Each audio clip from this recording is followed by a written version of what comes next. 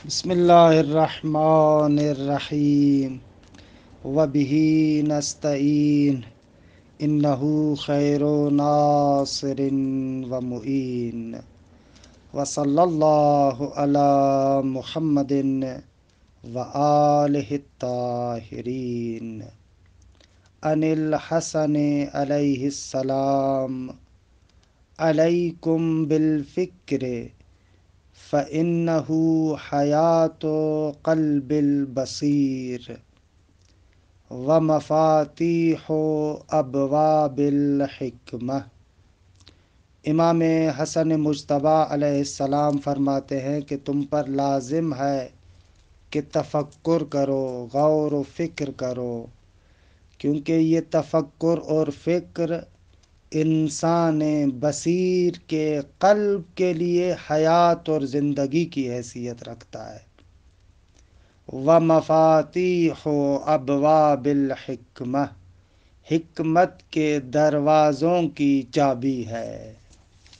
خوب الحمدللہ ہماری گفتگو خداوند منان کے لطف و کرم سے اصول فقہ میں تھی، اور عرض کیا کہ ایک مقدمہ ذکر کر رہے ہیں آغا مظفر، اور اس مقدمے کے اندر 14 مباحث کو ذکر کرتے ہیں کہ آخری مقدمہ ابھی آپ کی خدمت میں پیش کر رہے ہیں کہ اس آخری مقدمے میں 2 بحثیں ہیں، ایک حقیقت شرعیہ کے بارے میں بحث اور دوسری صحیح اور اعم کے بارے میں گفتگو۔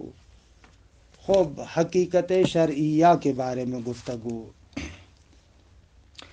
دیکھیں یہاں پر ایک بحث ہے کہ آیا حقیقت شرعیہ ثابت ہے یا حقیقت شرعیہ ثابت نہیں ہے۔ خوب اس سے مراد کیا ہے، کیا بحث کرنا چاہتے ہیں؟ فرماتے ہیں کہ دیکھیں محل نزاع کو تصویر کرنے کے لیے ان باتوں پر توجہ کریں۔ بھئی اس بات میں کوئی شک اور شبہ نہیں ہے کہ ہم لوگ جو مسلمان ہیں دن رات میں کئی مرتبہ شرعی اصطلاحات اور کلمات کو سنتے ہیں۔ لفظ صلاۃ، زکوٰۃ، صوم، حج، ان الفاظ کو سنتے ہیں، اور ظاہر سی بات ہے کہ ہم لوگ ان الفاظ سے معانی شرعیہ کو سمجھتے ہیں۔ نماز یعنی یہ جو شریعت میں نماز ہے، زکوٰۃ یعنی وہی جو شریعت میں زکوٰۃ ہے، صوم یعنی جو شریعت میں روزہ ہے۔ اس میں کوئی شک نہیں ہے کہ اس وقت جب بھی ہم ان الفاظ کو سنتے ہیں تو ان الفاظ سے یہ معانی شرعیہ ہمیں سمجھ میں آتی ہیں۔ خب یہ ایک نقطہ واضح ہے، یعنی ھذا مما لا شک فیہ ولا شبہ۔ اور اسی طریقے سے اس بات میں بھی شک اور شبہ نہیں ہے کہ یہ معانی شرعیہ معانی حادث اور جدید ہے۔ یعنی جب پیغمبر ختمی مرتبت صلی اللہ علیہ وآلہ وسلم مبعوث ہوئے تو ان الفاظ کو ان جدید معانی میں استعمال کیا، کیونکہ آپ صلی اللہ علیہ وآلہ وسلم سے پہلے جو دوران جاہلیت تھا، اسلام سے پہلے کا جو زمانہ تھا، وہ لوگ لفظ صلاۃ سے نماز نہیں سمجھتے تھے، زکوٰۃ سے یہ زکوٰۃ شرعی نہیں سمجھتے تھے، حج سے حج شرعی نہیں سمجھتے تھے، بلکہ جیسا کہ کہتے بھی ہیں کہ صلاۃ مطلق دعا کو کہتے تھے، کلن دعا مانگنا یعنی صلاۃ، حج یعنی کسی بھی چیز کا قصد کرنا، زکوٰۃ نمو رشد اس معنی میں تھے۔ لیکن پیغمبر ختمی مرتبہ صلی اللہ علیہ وآلہ وسلم جب آئے تو انہوں نے ان الفاظ کو ان جدید معانی میں استعمال کیا۔ نماز یعنی یہ ارکان مخصوصہ، زکوٰۃ یعنی ایک خاص مقدار میں مالی جو ہے وہ کیا ہے چیزوں سے مقدار فقیروں کو، مسکینوں کو جو مصارف زکوٰۃ ہیں ان میں خرچ کرنا، حج یعنی بیت اللہ الحرام کی زیارت مخصوص اعمال کے ذریعے سے خوب ان معانی میں استعمال ہوئے، لیکن پہلے تو نہیں ہوتے تھے۔ ان دونوں چیزوں میں شک نہیں ہے۔ اس وقت موجودہ زمانے میں ہم لوگ ان الفاظ سے معنی شرعی سمجھتے ہیں۔ پیغمبر ختمی مرتبہ صلی اللہ علیہ وآلہ وسلم جب آئے تو انہوں نے ان الفاظ کو معنی جدید میں استعمال کیا۔ پہلے عرب کسی اور معنی میں استعمال کرتے تھے۔ خب ان دونوں چیزوں میں تو شک نہیں ہے۔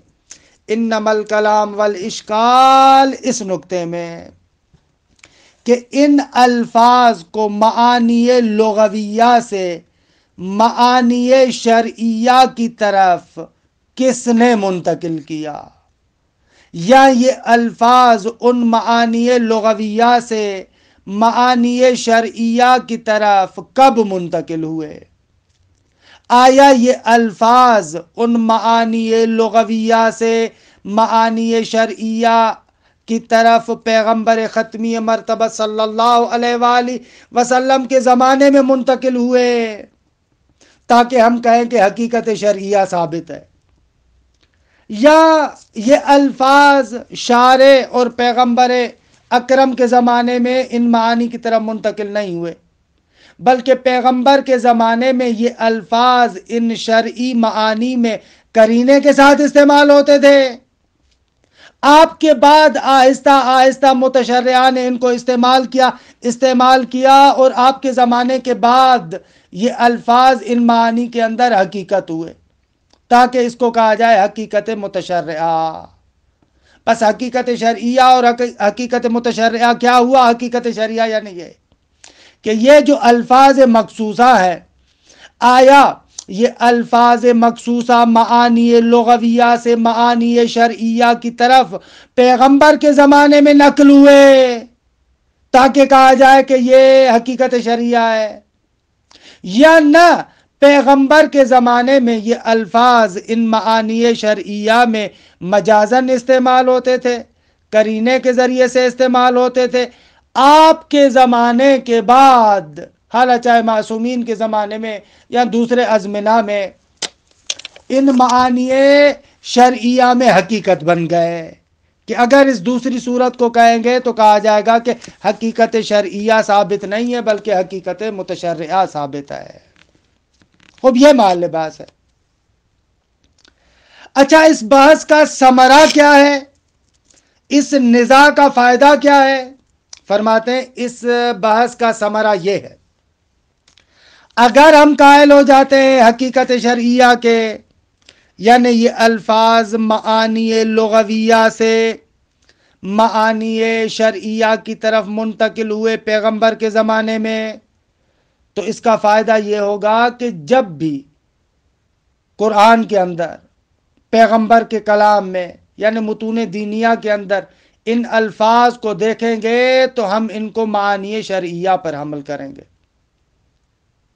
اور اگر ہم کہیں کہ حقیقت شرعیہ ثابت نہیں ہے تو اس صورت میں اگر متون دینیہ کے اندر قرآن و پیغمبر کے احادیث میں اگر یہ الفاظ استعمال ہوئے ہیں اور کوئی قرینہ بھی نہیں ہے تو پھر ہم ان الفاظ کو معانی لغویہ پر حمل کریں گے، معنی شرعی پر حمل نہیں کریں گے۔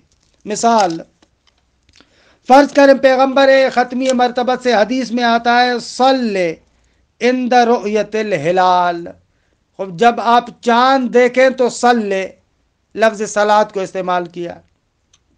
بھئی اس صلاۃ سے کیا مراد لیں؟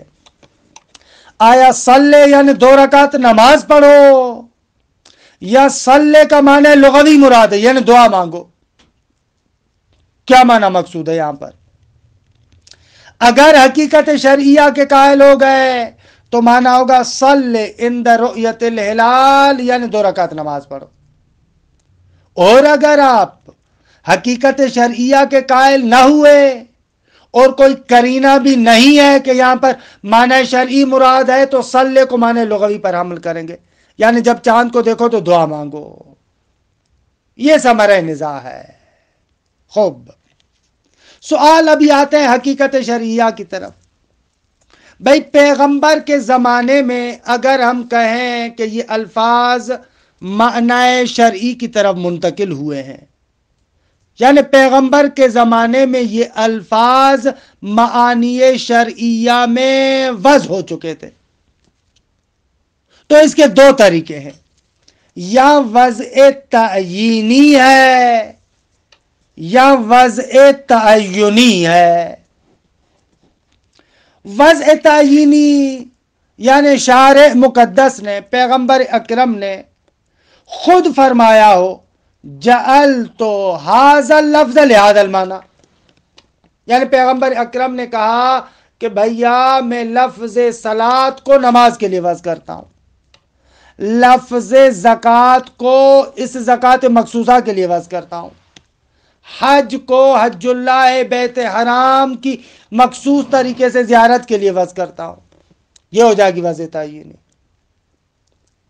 سب فرماتے ہیں کہ واضح ہے کہ اس طرح کی وضع تعیینی ثابت نہیں ہے، کیونکہ اگر واقعاً پیغمبر اکرم نے ان الفاظ کو ان معانی کے اندر وضع تعیینی کے ذریعے سے وضع کیا ہوتا تو لنقل، تو حدیثوں میں تاریخوں میں یہ ثبت ہوتا. مگر چھوٹی چھوٹی باتیں پیغمبر اکرم صلی اللہ علیہ وآلہ وسلم سے نقل نہیں ہوتی. واقعاً لو کان لبانا، اگر ایسے ہوتا تو ظاہر ہوتا. لنقل الینا وشاء، ہماری طرف نقل ہوتا، بات مشہور ہوتی. لیکن کسی جگہ پر نہیں ہے کہ پیغمبر نے فلاں موقع پر کہا ہو کہ جعلت مثلا لفظ الصلاۃ للارکان المخصوصہ، میں لفظ صلاۃ کو ارکان مخصوصہ کے لیے وضع کرتا ہوں. خوب ایسی کسی قسم کی بات نہیں ہے ہمارے پاس. خوب ان قلتا، ممکن ہے آپ کے ذہن میں سوال اٹھے، بھائی شاید پیغمبر نے ایسے کہا ہو، ہم تک نہ پہنچا ہو، لوگوں نے چھپا دیا ہو. یہ احتمال بھی تو ہے. مگر جتنی باتیں پیغمبر ختمی مرتبہ صلی اللہ علیہ وآلہ وسلم نے فرمائی وہ ہم تک نقل ہوئی ہیں. یہ کیا بات کر رہے ہیں آپ؟ جواب، آپ کی بات درست ہے، بہت ساری باتوں کو چھپا لیا گیا، لیکن کون سی باتوں کو چھپایا جاتا تھا؟ خب جو سیاسی اعتبار سے اغراض و مقاصد رکھتی ہو، خب ان باتوں کو معمولاً چھپاتے جو ان کے سیاسی مقاصد کے ساتھ ہم آہنگ ہے. اما اس میں تو کوئی داعی اور انگیزہ نہیں ہے، ان کے سیاسی مقاصد کے ساتھ یہ بات اصلاً ٹکراتی نہیں ہے. اور یہ دیکھا گیا ہے کہ جو باتیں ان کے سیاسی مقاصد کے ساتھ ٹکراتی نہیں تھی تو ان کو چھپانے کی کوئی ضرورت نہیں تھی، اور چھپاتے بھی نہیں تھے، وہ نقل بھی ہوئی ہیں. تو یہ تو ایسے مسائل میں سے نہیں ہے کہ سیاسی مسئلہ ہو، ان کے مفادات کا ٹکراؤ ہوتا ہو. نہ ایسے تو بالکل نہیں ہے. لہذا اس قسم کی اگر چیز ہوتی تو عادتاً لنقل الینا حیث لم ینقل الینا، پس فثبت کہ وضع تعیینی نہیں تھی. خوب کوئی بندہ کہے کہ بھلے پیغمبر کے زمانے میں حقیقت شرعیہ ثابت ہے، وضع ثابت ہے، لیکن نہ وضع تعیینی بلکہ وضع تعینی. یعنی ایسے کہ آپ صلی اللہ علیہ وآلہ وسلم نے آغاز میں ان کلمات کو معانی شرعیہ میں مجازن استعمال کیا قرائن کی مدد سے، پھر آہستہ آہستہ یہ استعمال ہوتے گئے اس کثرت استعمال کی وجہ سے وہ الفاظ ان معانی شرعیہ میں وضع کے درجے تک پہنچ گئے، یعنی وضع تعینی. خوب اس طریقے سے بھی ہو سکتا ہے کوئی بندہ کہے کہ وضع تعینی کے ذریعے سے ہوا ہے. خوب یہ تو ہو سکتا ہے. خوب وضع تعینی حقیقت شرعیہ کے لحاظ سے فرماتے ہیں کہ وضع تعینی عصر معصومین کے اندر پیغمبر کے زمانے میں، اس کے بارے میں تو یقین ہے کہ ائمہ کے زمانے میں، امیر المؤمنین کے زمانے میں بھلے واقعاً اتنے کثرت سے استعمال ہوئے کہ وضع کے درجے تک پہنچ گئے تھے. لیکن آیا واقعاً پیغمبر کے زمانے میں اتنا زیادہ استعمال ہوئے کہ وضع کے درجے تک پہنچ گئے ہوں؟ کہتے ہیں کہ یہاں پر یقین کے ساتھ نہیں کہہ سکتے، یقین کے ساتھ نہیں کہہ سکتے، لیکن بہرحال احتمال تو دے سکتے ہیں، بلکہ ظن بھی انسان کو حاصل ہوتا ہے۔ بھائی 23 سالہ زمانہ ہے، اس زمانے میں جو ان معانی شریعہ میں استعمال ہوئے تو وضع تعینی کے درجے تک پہنچ جانے چاہیے۔ ظن اور گمان یہ ہے، خوب آغا مظفر کہتے ہیں کہ درست ہے کہ ظن و گمان یہ ہے، لیکن ان الظن لا یغنی من الحق شیئا، خوب ظن کے دیگے مفید نیز، جب تک آپ کو قطع اور یقین نہ ہو تو اس ظن کا کیا فائدہ۔ علی یہ حالن پیغمبر کے زمانے میں آیا یہ الفاظ ان شرعی معنی میں وضع ہوئے تھے یا وضع نہیں ہوئے تھے یقین نہیں ہے، گرچہ گمان ہے، لیکن گمان کا کوئی فائدہ نہیں ہے۔ آگا تو پھر کیا کریں؟ ان الفاظ کو بالآخر معنی لغوی پر عمل کریں یا معنی حقیقی پر عمل کریں، معنی شرعی پر عمل کریں؟ تو آغا مظفر کہہ رہے ہیں کہ بابا پریشان ہونے کی ضرورت نہیں ہے، کیونکہ معمولاً جو ہمارے پاس روایات ہیں وہ ائمہ معصومین سے ہیں، اور ائمہ اطہار کے زمانے میں تو قطعاً یہ الفاظ معانی شرعیہ میں استعمال ہوتے تھے، لہذا کوئی مسئلہ نہیں ہے، ہمارے پاس اکثر روایات وہاں سے ہیں تو کسی جگہ پر نہیں پھنستے۔ ممکن ہے کوئی بندہ کہے کہ بھائی قرآن مجید میں تو استعمال ہوئے ہیں، ان کو کیا کریں گے؟ تو اس کا جواب یہ کہ قرآن مجید میں اکثر جہاں پر استعمال ہوا ہے وہاں پر قرائن موجود ہے، مطلب روشن ہے کہ اسے کیا مراد ہے، مورد مشکوک نہیں ہے، لہذا اس بات کا عملاً کوئی اتنا ثمرہ علمی نہیں ہے، ثمرہ عملی بھی نہیں ہے۔ مثلا قرآن مجید میں دیکھیں یہ آیہ کریمہ خذ من اموالہم صدقۃ تطہرہم وتزکیہم بہا وصل علیہم ان صلاتک الی آخرہ، یہاں پر لفظ صلی قرائن موجود ہے کہ مراد دعا ہے، یا اقیم الصلاۃ وآتوا الزکوٰۃ قرائن موجود ہے کہ یہاں پر صلاۃ سے مراد نماز ہے، لہذا اتنا بڑا مسئلہ نہیں ہوتا۔ خوب یہ آغا مظفر رحمۃ اللہ علیہ کا بیان حقیقت شرعیہ کے بارے میں۔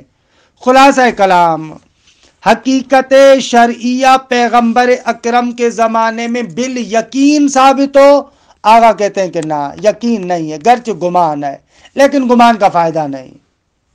ائمہ کے زمانے میں چرا، اس زمانے میں معانی شرعیہ میں وضع کی حد تک پہنچ گئے تھے۔ دیکھیں عبارت کو، پھر ایک دو نقطے انشاءاللہ عرض کروں گا۔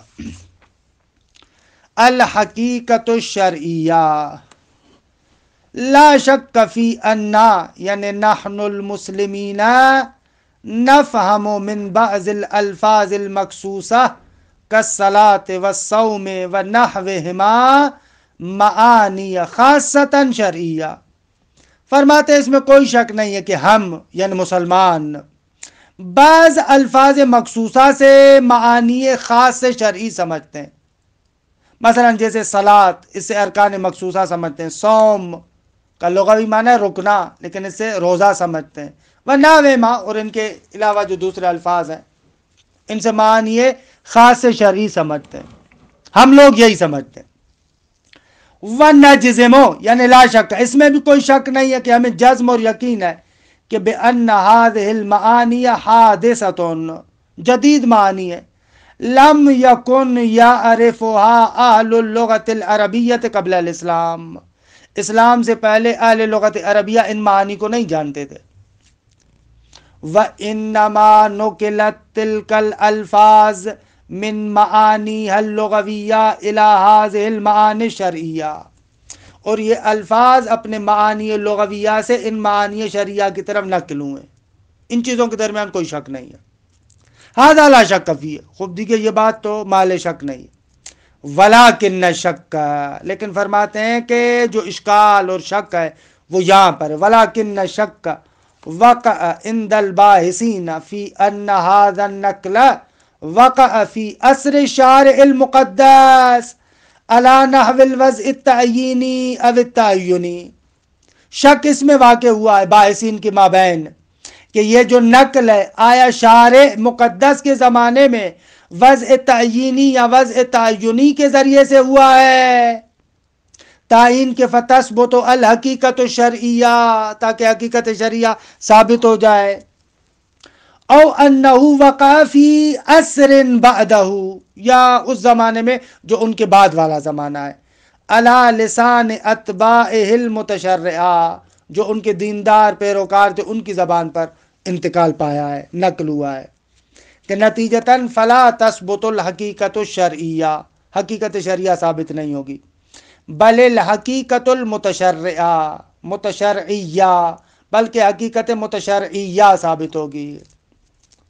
والفائدة من هذا النزاع تظهر في الألفاظ الواردة في كلام الشارع مجردة عن القرینہ، فرماتے اس بات کا فائدہ، اس نزاع کا فائدہ ظاہر ہوگا ان الفاظ میں جو کلام شارع میں وارد ہوئے ہیں اور قرینے سے بھی خالی ہیں، کوئی قرینہ بھی نہیں ہے، سواء کانت فی القرآن الکریم ام السنہ، چاہے یہ قرآن مجید میں ہو یا سنت میں ہو۔ فعلی القول الاول، اگر حقیقت شرعیہ کے ثابت ہونے کے قائل ہو جائیں تو یجب حملها علی المعانی الشرعیہ، جب شک ہو رہا ہے قرینہ بھی کوئی نہیں تو پھر ان الفاظ کو معانی شرعیہ پر حمل کریں گے۔ وعلی الثانی، اگر حقیقت متشرعیہ کو مانے تو تحمل علی المعانی اللغویہ، معانی لغویہ پر حمل کیے جائیں گے۔ او یتوقف فیہا فلا تحمل علی المعنی الشرعیہ وعلی اللغویہ، یا دوسری صورت میں معنی لغویہ پر حمل نہیں کریں گے بلکہ توقف کریں گے، کیونکہ بالآخر اگر ہم حقیقت شرعیہ کے قائل نہ بھی ہوں تو بھی مجاز مشہور کے تو قائل ہیں کہ بھائی ٹھیک ہے پیغمبر کے زمانے میں مسلسل استعمال ہوتے رہے، مجاز مشہور کو تو مانیں گے۔ خب مجاز مشہور والی صورت میں اگر شک ہو جائے تو وہاں پر بحث ہے کہ آیا معنی حقیقی پر عمل کریں گے اگر کوئی قرینہ نہیں ہے، یا معنی مجازی پر، یا توقف کریں گے۔ تو کہتے ہیں اگر ایک طرف سے معنی حقیقی ہو دوسری طرف سے مجاز مشہور ہو تو وہاں پر اصالت الحقیقت کو جاری نہیں کریں گے، وہاں پر توقف کریں گے۔ بناء علی رأی من یذهب الی التوقف، اس شخص کے نظریے کے مطابق کہ من یذهب الی التوقف فیما اذا دار الامر بین المعنی الحقیقی و بین المجاز المشہور، جو کہتا ہے کہ اگر امر دائر ہو جائے معنی حقیقی اور مجاز مشہور میں تو وہاں پر توقف کریں گے۔ پتہ نہیں ہے کہ معنی حقیقی مراد ہے یا مجاز مشہور، وہ بعض افراد کہتے ہیں یہاں پر کیا کریں گے، توقف کریں گے۔ اذ من المعلوم انه اذا لم تثبت الحقیقت الشرعیہ فهذه المعانی المستحدثہ تكون على الاقل مجازا مشہورا فی زمانہ، کیونکہ بابا یہ چیز تو روشن ہے کہ اگر حقیقت شرعیہ ثابت نہ بھی ہو تو بھی یہ معانی مستحدثہ یعنی جدید حد اقل پیغمبر کے زمانے میں مجاز مشہور کی حیثیت رکھتے ہیں۔ والتحقیق فی المسئلہ، خوب اس بات کے اندر تحقیق کیا ہے، ان یقال کہ ان نقل تلک الالفاظ الی المعانی المستحدثہ اما بالوضع التعیینی او التعینی، یہ جو الفاظ معنی شرعیہ اور جدیدہ کی طرف منتقل ہوئے ہیں حالا یا تو وضع تعیینی کی بنا پر ہوں گے یا وضع تعینی کی بنا پر، دو حالتوں سے خالی نہیں۔ اما الاول وضع تعینی فهو مقطوع العدم، یقین ہے کہ وضع تعینی نہیں ہوئی، کیوں؟ اس لیے کہ لأنه لو كان لنقل إلينا بالتواتر او بالآحاد على الأقل، اگر ایسا ہوا ہوتا تو تواتر کے ساتھ ہماری طرف یہ باتیں نقل ہوتی، یا حد اقل خبر واحد کی شکل میں، خبر واحد جو مفید یقین نہ ہو، مفید ظن ہو، خبر متواتر یعنی جو مفید یقین ہو، مفید قطع ہو، کدی کہ موجز میں پڑھ چکے ہیں تواتر اور خبر واحد کو بھی۔ خوب کوئی بندہ کہے کہ بھائی کیوں نقل ہوتا، بہت ساری چیزیں چھپائی گئیں، کہتے ہیں نا، لعدم الداعی الی الاخفاء، چھپانے کا کوئی انگیزہ نہیں ہے، بل الدوائی متضافرۃ علی نقلہ، بلکہ ایسی باتوں کو تو وہ لوگ خود حکام نقل کرتے تھے، بہت سارے دوائی تھے کہ بھائی یہ ہوا، اس میں تو کوئی حرج نہیں ہے، ما انہ لم ینقل ذلک ابدا، جبکہ اس قسم کی بات اصلا نقل نہیں ہوئی، بس وضع تعینی تو نہیں ہے۔ وَأَمَّا الثَّانِي، اما وضع تعینی، فَهُوَ مِمَّا لَا رَيْبَ فِيهِ، اس میں کوئی شک نہیں ہے، بالنسبت الى زمان امامنا امیر المؤمنین علیہ السلام، مولا امیر علیہ السلام کے زمانے تک تو قطعاً نقل ہو چکے تھے، کیونکہ لأن اللفظ اذا استعمل فی معنی خاص فی لسان جماعت کثیرت زمانا معتدا بہ، کیونکہ لفظ اگر ایک معنی خاص میں ایک بڑی جماعت کی زبان پر استعمال ہوتا رہے اچھی خاصی مدت تک، لا سیما اذا کان المعنی جدید، خصوصیت سے جب معنی جدید بھی ہو، تو یشبہ حقیقتاً فیہ بکثرت الاستعمال، تو لفظ ہو جاتا ہے حقیقت اس معنی میں کثرت استعمال کی وجہ سے ہے۔ فَكَيْفَ إِذَا كَانَ ذَلِكَ عِنْدَ الْمُسْلِمِينَ قَاطِبَةً فِي سِنِينَ مُتَمَادِيَةٍ، تو پھر کس طریقے سے تمام مسلمان ایک اتنی مدت مدید تک ان الفاظ کو ان معنی میں استعمال کرتے رہیں تو حقیقت نہ بنے ہو، نہ حقیقت بن گئے ہوں گے۔ پس فلا بد اذن من حمل تلک الالفاظ علی المعانی المستحدثہ، پس ضروری ہے کہ ان الفاظ کو ان معانی شرعیہ اور جدیدہ پر حمل کیا جائے، فیما اذا تجردت عن القرائن، جب قرائن موجود نہ ہو، فی روایات الائمہ، روایات ائمہ میں ان الفاظ کو معانی شرعیہ پر حمل کریں گے۔ نعم، بلے ایک استدراک کر رہے ہیں، کونہا حقیقتاً فی خصوص زمان النبی غیر معلوم، بلے یہ الفاظ ان معنی خاصہ میں خود پیغمبر کے زمانے میں منتقل ہو چکے ہوں، وضع کے درجے تک پہنچ چکے ہوں، غیر معلوم، یقین نہیں ہے۔ وَإِنْ كَانَ غَيْرَ بَعِيدٍ، اگرچہ بعید نہیں ہے کہ بہرحال 23 سال عرصہ بھی کوئی کم نہیں ہوتا، بل من المظنون ذالک، ظن ہے کہ ہو گیا ہوگا، لیکن وَلَكِنَّ الظَّنَّ فِي هَذَا الْبَابِ لَا يُغْنِي مِنَ الْحَقِّ شَيْئًا، لیکن اس باب میں اس ظن کی کوئی اہمیت نہیں ہے، یہاں پر اس ظن پر کوئی حجیت پر دلیل نہیں ہے۔ غیر انہ لا اثر لہذا الجہل، لیکن بابا اس جہالت کا کوئی فائدہ نہیں، یعنی کوئی اثر نہیں ہے، نقصان نہیں ہے، کیوں؟ اس لیے کہ نظرا الی ان سنت النبویہ غیر مبتلا بہا الا ما نقل لنا من طریق آل البیت علی لسانہم، کیونکہ سنت نبویہ ہمارے لیے مبتلا بے نہیں ہے مگر وہ کہ جو ہمارے پاس آل اللہ، آل بیت کے ذریعے سے نقل ہوئی ہے۔ وقد عرفت الحال فی کلماتہم، اور اہل بیت کے کلمات کے بارے میں تو آپ نے جان لیا کہ وہاں تک دیگر معنی شریعہ میں نقل ہو چکے تھے۔ انہ لا بد من حملها علی المعانی المستحدثہ، کلمات ائمہ میں آپ ان الفاظ کو معنی شریعہ پر حمل کریں گے، معنی مستحدثہ اور جدیدہ میں حمل کریں گے۔ وَأَمَّا الْقُرْآنُ الْمَجِيدُ، آغا سنت نبویہ کو تو فیصلہ کر دیا، قرآن کے بارے میں کیا کہیں گے؟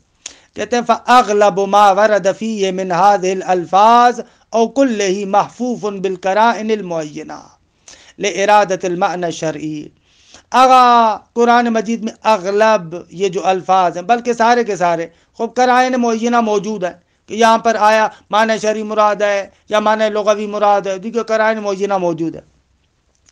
فلا فائدۃ مہمہ فی ھذا النزاع بالنسبۃ الیہ، خوب لہذا قرآن مجید کی نسبت سے بھی کوئی فائدہ مہم اس پر مترتب نہیں ہوگا۔ الا ان الالفاظ الشرعیہ لیست علی نسق واحد، اور دوسری جانب سے بھی آغا الفاظ شرعیہ سارے ایک درجے کے تھوڑی ہے۔ فإن بعضها كثير التداول كالصلاة والصوم والزكاة والحج، لا سيما الصلاة التي يعدونها كل يوم 5 مرات، خوب مثلا خصوصیت سے نماز کہ ہر روز 5 مرتبہ پڑھتے ہیں۔ فمن البعید جدا ان لا تصبح حقائق فی معانیہ المستحدثہ بأقرب وقت فی زمانے، بہت بعید ہے کہ مثلا یہ الفاظ ان معنی مستحدثہ یعنی معنی شریعہ میں حقیقت نہ بنے ہوں، نہیں ہو سکتا، خود پیغمبر اکرم کے زمانے میں بن چکے ہوں گے۔ خب یہ آقا مظفر رحمۃ اللہ علیہ کا بیان حقیقت شرعیہ کے بارے میں۔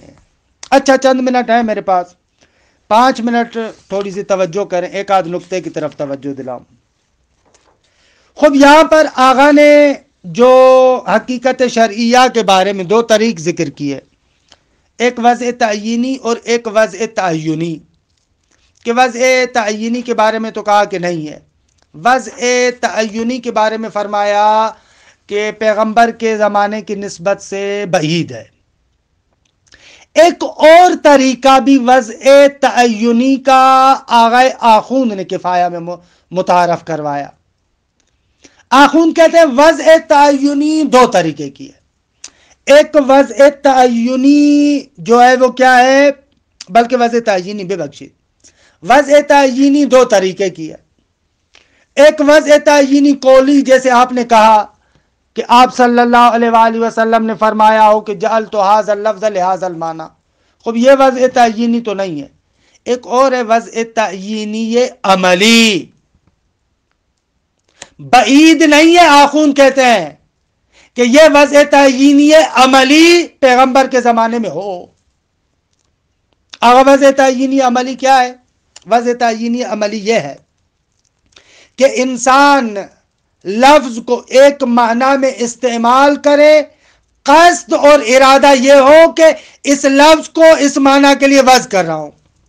مثلا کسی کے پاس بیٹا پیدا ہو جاتا ہے اور کہتا ہے ائتنی بالحسن، میرا بیٹا حسن مجھے دو، آج بیٹا پیدا ہوا ہے، خوب کہہ رہا ہے میرا بیٹا حسن مجھے دو، ابھی تک اس کا نام نہیں رکھا گیا تھا حسن، ابھی اسی استعمال کے ذریعے سے اس کو حسن بھی کہہ رہا ہے، اور قصد اور عمل یہ ہے کہ بابا اسی استعمال کے ذریعے سے اس لفظ کو اس کے لیے وضع بھی کر رہا ہوں کہ اس بیٹے کا نام میں حسن رکھ رہا ہوں۔ یہ وضع تعینی عملی ہے۔ خب مرحوم آخون صاحب کفایہ کہتے ہیں کہ عجب نہیں ہے کہ اس طریقے کی وضع تعینی عملی الفاظ کی نسبت سے ہو۔ یہ جو پیغمبر ختمی مرتبہ صلی اللہ علیہ وآلہ وسلم نے فرمایا کہ صلو کما رأیتمونی اصلی، یہ بھی کانو اسی طریقے سے ائتنی بالحسن، کانو یہ جو کہہ رہے ہیں کہ صلو کما رأیتمونی اصلی، یعنی اسی استعمال کے ذریعے سے ان ارکان مخصوصہ کا نام نماز رکھ رہے ہیں۔ ایسے بھی ہو سکتا ہے وضع تعینی عملی۔ اگرچہ اس پر مرحوم نائینی نے اجود التقریرات جو آغا خوئی کی ہے، وہاں پر آپ دیکھیں آغا نائینی نے اشکال کیا، لیکن آغا نائینی کا اشکال وارد نہیں ہے، کہ دیکھیں میں اس اشکال اور جواب کی طرف نہیں جاتا، کہ یہ اسی مبنا کے مطابق ہے جو گزشتہ بحث میں ہم نے ذکر کیا تھا نا، کہ حقیقت استعمال کو کہتے ہیں کہ لفظ معنی کے اندر فانی ہے، اس مبنا کے اعتبار سے اشکال کر رہے ہیں، کہ عرض کیا کہ وہ مبنا درست نہیں ہے، استعمال کا وہ معنی نہیں ہے، لہذا آغا نائینی نے جو اس پر اشکال کیا وہ اشکال وارد نہیں ہے۔ خب آخون کی اس بات کے لیے وَلَهُ وَجْهٌ۔ اور آغا واقعاً اگر آپ اپنی سیرت عملیہ کو بھی دیکھیں، جب نئی نئی چیزیں سامنے آتی ہیں نا اور ان کے لیے الفاظ بنائے جاتے ہیں، تو معمولاً ایسے ہوتا ہے جو نئی ایجادات ہوتی ہیں ان کے لیے نام بنائے جاتے ہیں، رکھے جاتے ہیں۔ ایسے نہیں ہوتا کہ ایک نئی چیز آئے اور اس کے لیے نام نہ رکھا جائے، معمولاً نام رکھے جاتے ہیں، یہ ہے ایسے۔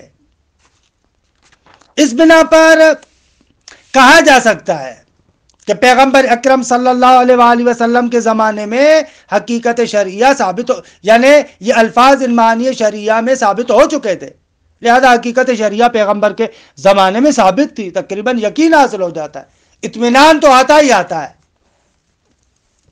یہ ایک نقطہ۔